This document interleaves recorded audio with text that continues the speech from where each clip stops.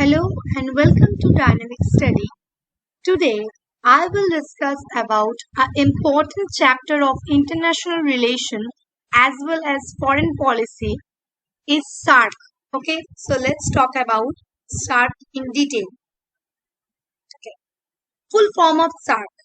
This is the logo of the SAARC. Okay, so clear. The full form of SAARC is South Asian Association for Regional Cooperation. मतलब south Asian के देश को लेकर एक association form किया गया जहां पर इस रीजन के लोगों को लेकर कोऑपरेट की जा सकती है। Okay, so south Asian association for regional cooperation मतलब साउथ एशियन के जो देश हैं हमारे वर्ल्ड के उनके रीजनल कोऑपरेशन के बारे में ये ग्रुप ये ऑर्गेनाइजेशन काम करता है। ओके, इसके ओरिजिन और मेंबर्स के बारे में देखते हैं details. The SAARC is comparatively newer regional organization in terms of its establishment. ये एक नया organization है। Okay, it is formally established on 8th December 1985 in Dhaka, the capital of Bangladesh. Okay, so ये SAARC जो organization है एक नया organization तो है। ये कब established हुआ? 1985 8 December in ढाका में, बांग्लादेश का जो कैपिटल है ढाका, वहां पर ये एस्टेब्लिश्ड हुआ। ओके, सो यहाँ पर और एक क्वेश्चन याद रखने की बात है कि हर साल SAARC का जो बर्थडे कब सेलिब्रेट होता है, तो मतलब जो ऑर्गेनाइजेशन का एस्टेब्लिशमेंट डे कहते हैं, सो 8 दिसंबर को एवरी ईयर इसका ऑर्गेनाइजेशन डे मतलब हम पालते हैं। Okay okay, so 1985 on 8 December onwards ये एस्टेब्लिश्ड हुआ है। Okay, let's have a look next. However, the preparation for forming a regional organization in South Asia started earlier in early 80s when the president of Bangladesh, Ziaur Rahman, put forward such an idea. So ये जो regional organisation south Asia में एक regional organisation बनेगी और वहां पर लोग एक दूसरे के साथ कोऑपरेट करेंगे, तो ये चीजें के बारे में सोचना 1985 में जाकर ही नहीं हुआ। सो ये कब शुरू हुआ? 1980s के दौर पर ये शुरू हुआ। ओके, जब बांग्लादेश के जो प्रेसिडेंट थे जियाउर रहमान, उन्होंने एक आइडिया सोचा कि कैसे साउथ एशिया के देश के लोगों को लेकर, साउथ एशिया के कंट्रीज को लेकर एक रीजनल ऑर्गेनाइजेशन बनाया जाए और कोऑपरेट किया जाए। तो इसको लेकर एक ऑर्गेनाइजेशन बनाने की एक कोशिश की गई जो 1980s में एस्टेब्लिश्ड हुआ। सोचना शुरू हुआ 1980s में। ओके, और ये अल्टीमेटली 1985 में एस्टेब्लिश्ड हुआ। ओके, सो इसका जो एस्टेब्लिशमेंट, इसका जो फादर कह सकते हैं जिसने एस्टेब्लिश्ड किया, सो ये थे बांग्लादेश के प्रेसिडेंट जियाउर रहमान। ओके, उनका ही आइडिया था। Okay, next, after several rounds of discussion and deliberation, the SAARC was formally launched in 1985 with 7 members. Okay, बहुत डिस्कशन हुआ SAARC के बारे में, कैसे एस्टेब्लिश्ड हो जाएगा या कैसे होगा, कितने मेंबर्स रहेंगे, इसके बारे में बहुत सारे डिस्कशन के बाद ये SAARC जो है एस्टेब्लिश्ड हुआ, लॉन्च्ड हुआ 1985 में, और तब इसके पास 7 मेंबर स्टेट्स थे। ओके, जब ये एस्टेब्लिश्ड हुआ तब 7 मेंबर्स थे, अब इसके पास ना 8 मेंबर्स है। ओके, देखते हैं कौन कौन से स्टेट्स थे। बांग्लादेश, भूटान, इंडिया, मालदीव्स, नेपाल, पाकिस्तान, श्रीलंका, ये जो स्टेट्स थे 7 मेंबर्स पहले से जब एस्टेब्लिश्ड हुआ तब ये थे। ओके, अफगानिस्तान ज्वाइंट SAARC इन 2007। 2007 में अफगानिस्तान ने ये SAARC को ज्वाइन किया। Okay, so it is the 8th state of the south Asia from the SAARC at present. अब SAARC में 8 मेंबर स्टेट्स है, जब एस्टेब्लिश्ड हुआ था तब 7 मेंबर स्टेट्स थे। 2007 में अफगानिस्तान ने SAARC को ज्वाइन किया और ये इसका 8 मेंबर स्टेट हुआ। ओके, सो इस पेज को अच्छी तरह से पढ़िएगा, तो उससे बहुत सारे क्वेश्चन हो सकते हैं इस चैप्टर से। नेक्स्ट, ऑब्जेक्टिव देखते हैं, क्या है objective. The charter of the SAARC signed by the head of the government of member states has outlined in detail the objective of the organization. They are, जो चार्टर है, okay, वहां पर SAARC के charter में जो head of the government है, हमारे देश के जो प्रधान है, हमारे देश के जो प्रधान है, प्रधानमंत्री, बांग्लादेश के प्रधान, जिस देश में जो गवर्नमेंट का हेड है वो इस मेंबर स्टेट्स में क्या करेगा, चार्टर में साइन किया गया है और वो लोग मानते हैं कि ये चार्ट के कुछ ऑब्जेक्टिव होंगे जो हर स्टेट को मानना होगा और ओबे भी करना होगा, वो रूल्स रेगुलेशंस है उसे मानना होगा। तो देखते हैं कौन से रेगुलेशंस रूल्स है जो शार्ट के ऑब्जेक्टिव के तौर पर उभर कर आए। ओके, फर्स्ट है to serve the people of South Asia and to develop their standard of living. मतलब साउथ एशिया के जो लोग हैं उनको सर्व करना, उनका कोई प्रॉब्लम हो तो उसे सॉल्व करना, उनको अच्छी तरह से प्रोवाइड करना, उनको भी बहुत सारी चीजें प्रोवाइड करना और उनका जो स्टैंडर्ड ऑफ लिविंग, जीने का जो तरीका है वो उसको और अच्छी करना। मतलब शिक्षा के बारे में सोचना, हेल्थ के बारे में सोचना, उनके फूड के बारे में, उनके वेलबींग के बारे में सोचना। मतलब जो लोग हैं उनके वेलबींग और अच्छी तरह से वो जी पाए, उनका स्टैंडर्ड ऑफ लिविंग अच्छा हो, उनका एजुकेशन, हेल्थ, सारी चीजें अच्छी हो, इसके बारे में ये चार्टर में बताया गया। नेक्स्ट है to work for economic, social and cultural development of the region and to ensure dignity of life for every individual।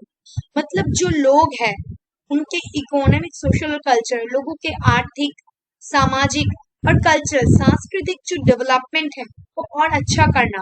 Okay, reason में, उस एरिया में क्या करना, सोशली, इकोनॉमिकली, कल्चरली लोगों को एम्पावर करना, उनको और मतलब जो इनलार्ज जो प्रॉब्लम्स हैं उनको सॉल्व करना और उनको और अच्छी तरह से उभर कर लाने में हेल्प करना। और वो लोग उनका लाइफ अगर डिग्निटी नहीं रहे, तो कोई सम्मान ना मिले, ऐसा ना हो, उनका अपना डिग्निटी मिले, राइट मिले, वो अपने कर्तव्य करे, ऐसा एक सिचुएशन बनाना चाहते हैं वो साउथ एशिया में। नेक्स्ट है to create an atmosphere of unity and confidence among states in South Asia। South Asia के जो देश है वो अगर खुद में ही लड़ने लगे तो कोई भी रीजन अच्छी तरह से उभर कर नहीं आ सकता।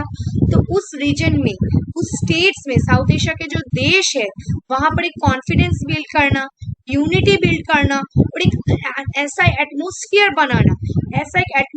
बनाना, जहां पर क्या होगा कि कॉन्फिडेंस होगा लोगों के बीच।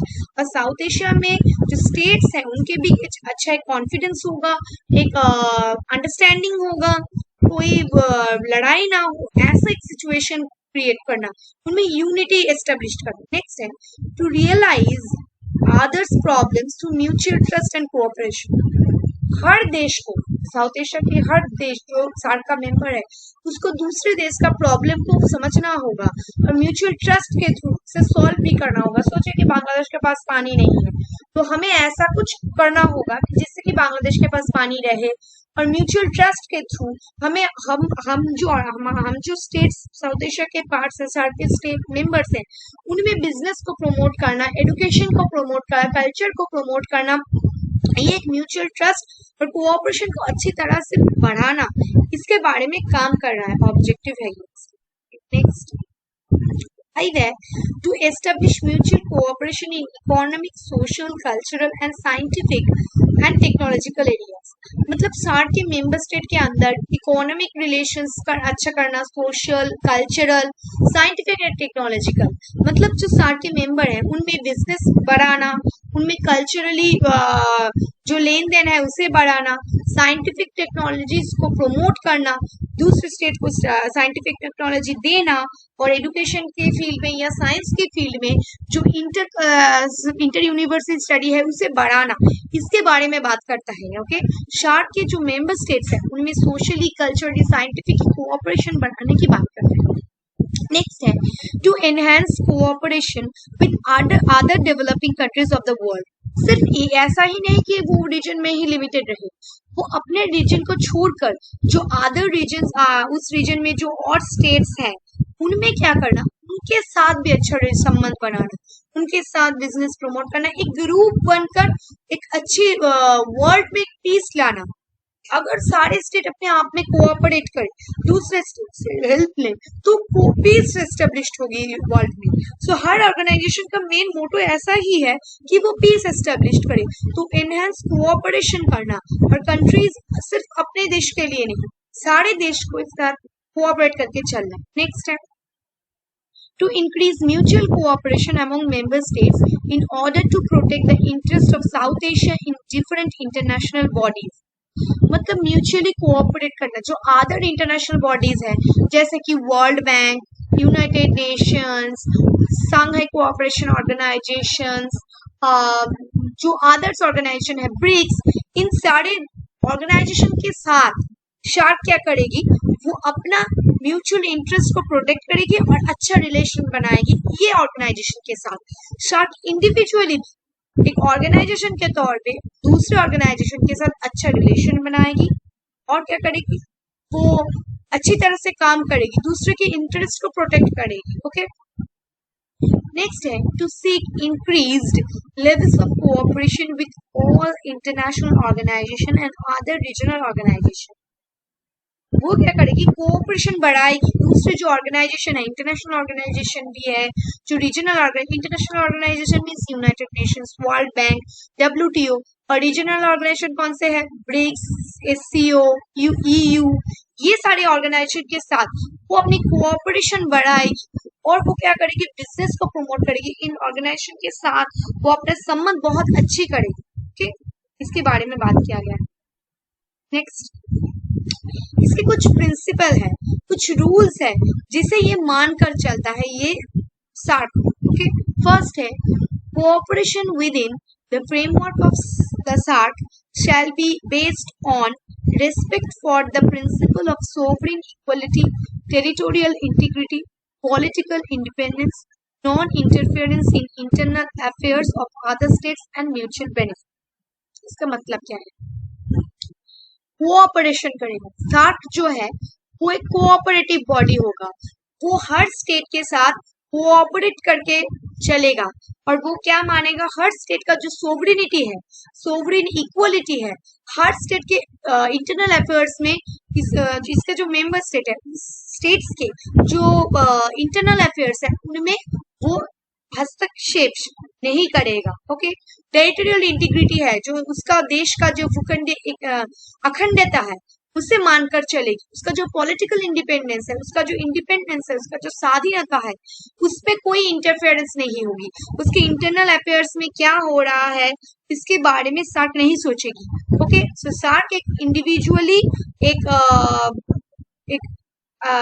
म्यूचुअली एक ऐसा ऑर्गेनाइजेशन होगा जो किसी भी स्टेट के इंटरनल अफेयर्स में हस्तक्षेप नहीं करेगा।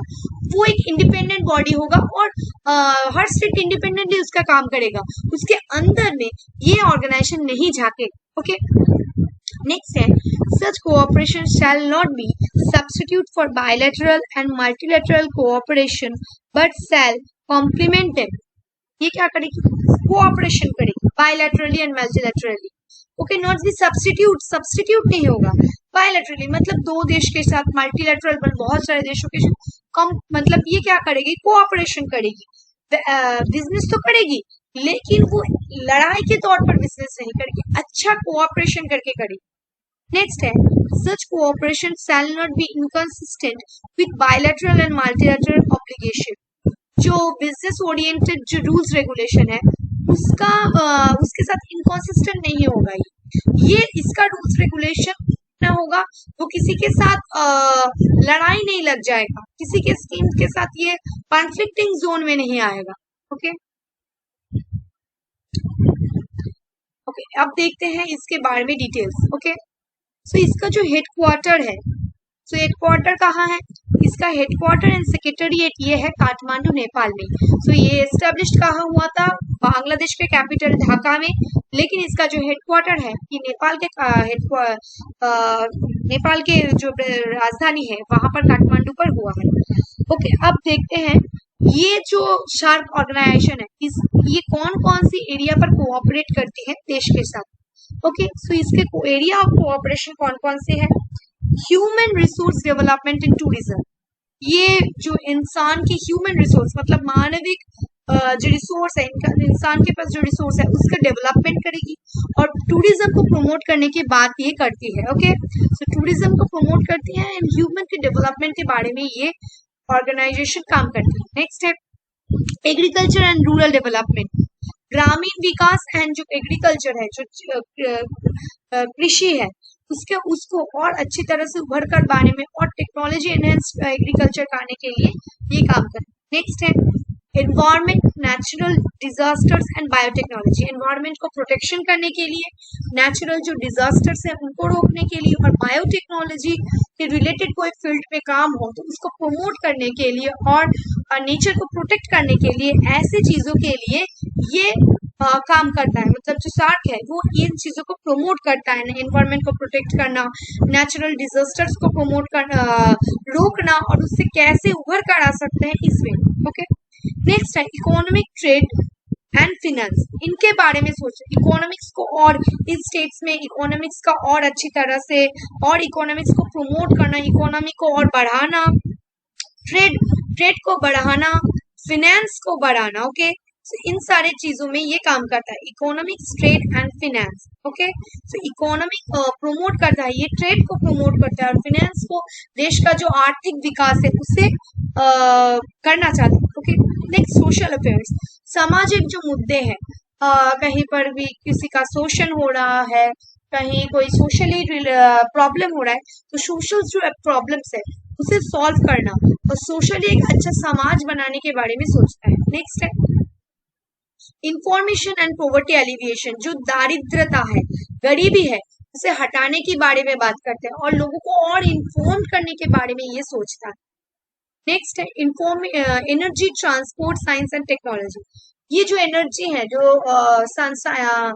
बायोमास रिलेटेड या कार्बन रिलेटेड या कोई भी जो solar related, wind related, water, ये जो एनर्जीज है इनको प्रमोट करना और ट्रांसपोर्ट को प्रमोट करना, दोनों देश में ट्रांसपोर्ट अच्छे हो और दोनों देश में एक अच्छी तरह से एक ट्रांसपोर्ट सिस्टम गुड होगा तो तभी तो बिजनेस अच्छा होगा।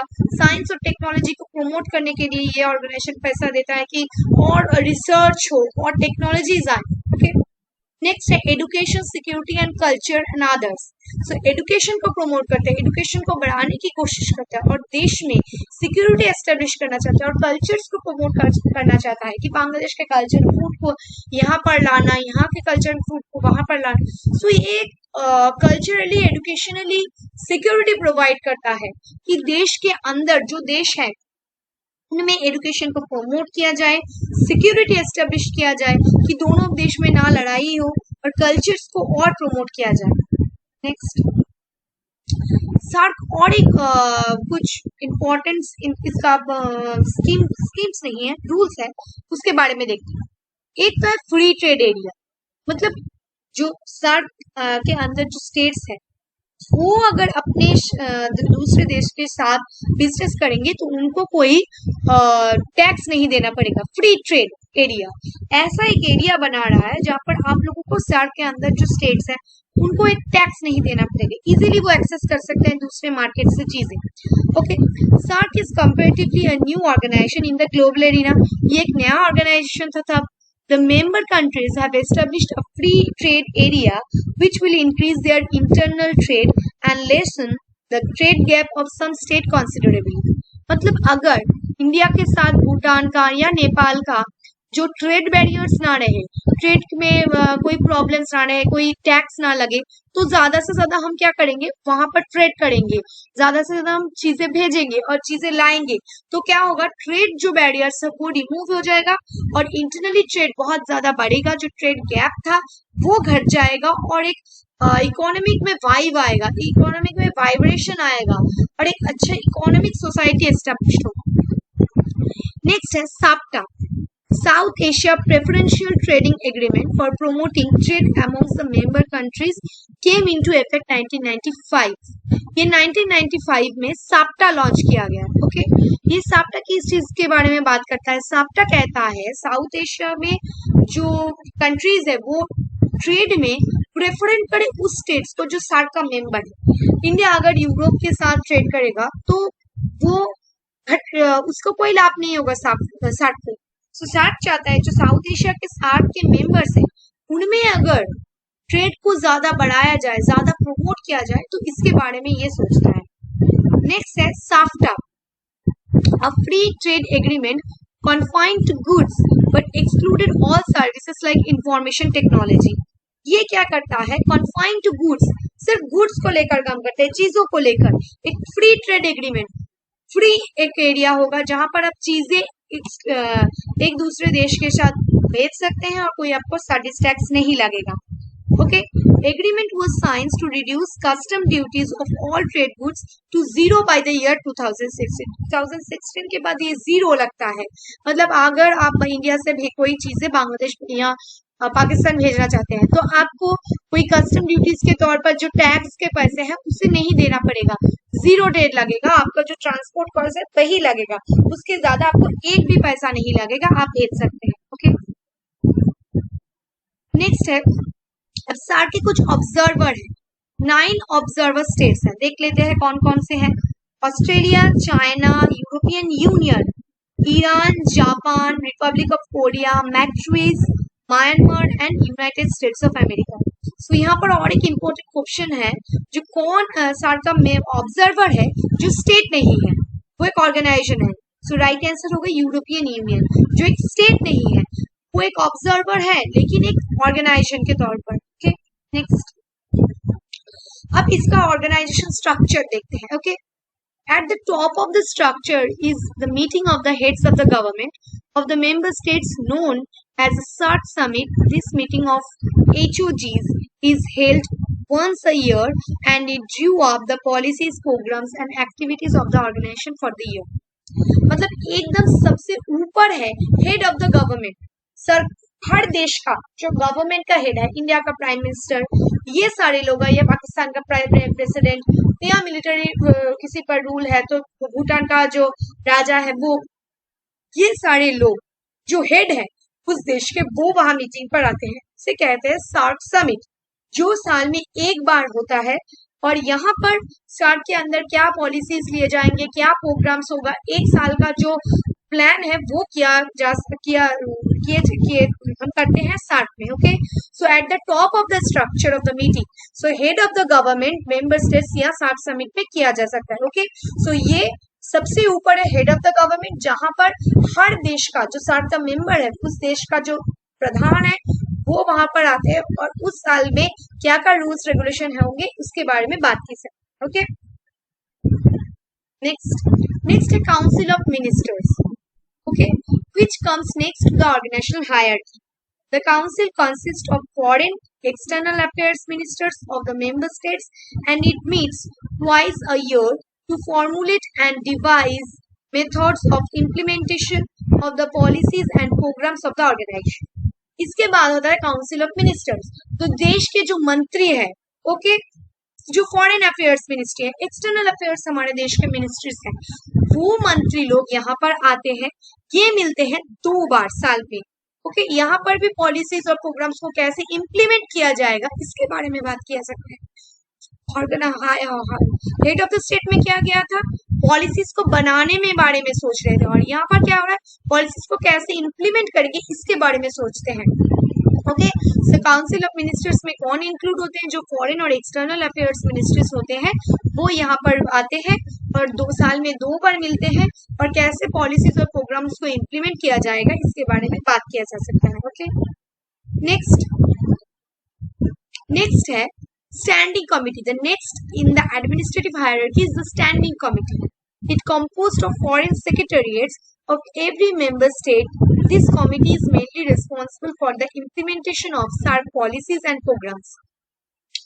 So इसके बाद कौन है, एडमिनिस्ट्रेटिव हायरार्की में स्टैंडिंग कमिटी, कुछ कमिटीज है, इसके अंदर कौन लोग होते हैं, जो फॉरेन सेक्रेटेरिएट होते हैं, मतलब इंडियन में सोचिए IFS जो होते हैं, वो लोग यहाँ पर पार्टिसिपेट करते हैं, और वो क्या करते हैं, सार्क के जो पॉलिसीज और प्रोग्राम्स कैसे इम्प्लीमेंट किया जाएगा ये तो मंत्रियों ने बता दिया, उसको इम्प्लीमेंट करने का जो काम है वो करते हैं स्टैंडिंग कमिटी। तो first head of the government rule बनाते हैं, मंत्री लोग जो फॉरेन पॉलिसी मिनिस्टर्स हैं वो क्या करते हैं, वो कैसे इम्प्लीमेंट किया जाएगा बात करते हैं, और इम्प्लीमेंट अल्टीमेटली करते हैं जो स्टैंडिंग कमिटी है। ओके, वहां पर आते हैं जो IFS टाइप के, मतलब जो फॉरेन सेक्रेटेरिएट है वो लोग। ओके, नेक्स्ट अब देखते हैं सार्क समिट कहाँ का फर्स्ट से कब हुआ। ओके, फर्स्ट जो समिट हुआ था वो हुआ था ढाका पर 1985। Okay, the first summit of SAARC held in Dhaka 1985। Second हुआ था बेंगलोर में 1986। सो यहाँ पर भी क्वेश्चन आ सकता है जी first summit first summit of SAARC which held in India. So ये होगा सेकेंड। कौन सा समिट हुआ था? Second summit of SAARC which held in India in Bengaluru in 1986। Okay, उसके बाद हुआ थर्ड समिट काठमांडू में 1987 में, फोर्थ हुआ इस्लामाबाद 1988 में, उसके बाद मेल में 1990 में, कोलंबो में सिक्स हुआ था 1991 में, उसके बाद सेवेंथ हुआ था ढाका में 1993 में, एट्थ हुआ था न्यू दिल्ली में 1995 में, नाइन्थ हुआ था मेल में 1997, टेंथ हुआ था कोलंबो ओके 1998।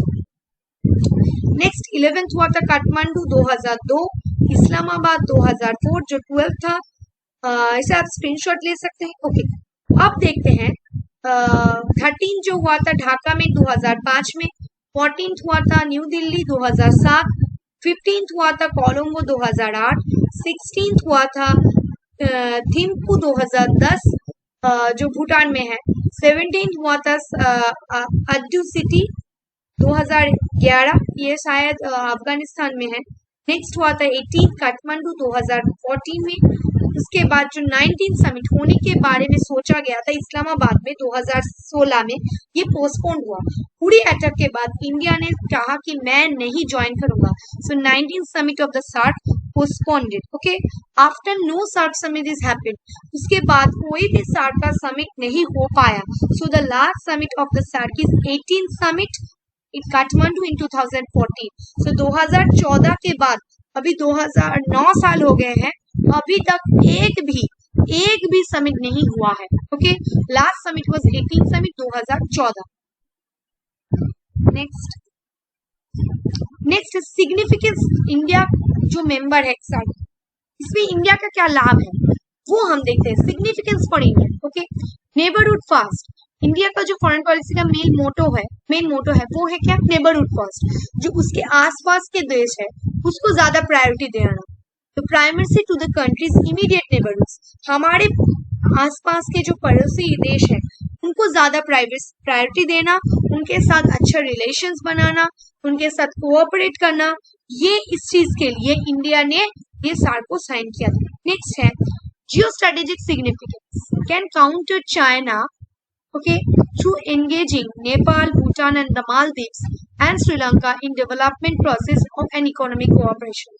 जो चाइना को काउंटर करने के लिए स्ट्रेटेजिकली इंडिया के पास और पावर चाहिए। उसने क्या सोचा? नेपाल, भूटान, मालदीव और श्रीलंका के साथ इकोनॉमिक कोऑपरेशन किया और इंडिया के डेवलपमेंट के बारे में और सोचा। इसके सोचने के थ्रू क्या होगा कि जो भूटान को काउंटर कर सकते हैं, सॉरी चाइना को हम काउंटर कर सकते हैं, इसके लिए सोचा जियो स्ट्रेटेजिक सिग्निफिकेंस। नेक्स्ट है regional stability, SAARC can help in creation of mutual trust and peace within the region. SAARC क्या करेगी? उस रीजन में, हमारे साउथ एशिया में एक म्यूचुअल ट्रस्ट और पीस एस्टेब्लिश करेगी, जो क्या जिससे क्या होगा? इंडिया में पीस एस्टेब्लिश होगा, इंडिया लड़ाई में ज्यादा कम इन्वॉल्व होगा और पीस में ज्यादा, और उसका कोऑप डेवलपमेंट भी होगा ज्यादा, और एक इकोनॉमिक जो बढ़ोतरी होगा वो भी ज्यादा होगा। ओके, नेक्स्ट है global leadership role, it offers India a platform to showcase its leadership in the region by taking up extra responsibilities। अब सार्क के देश को देखिए, सारे देशों में इंडिया है सबसे बड़ा।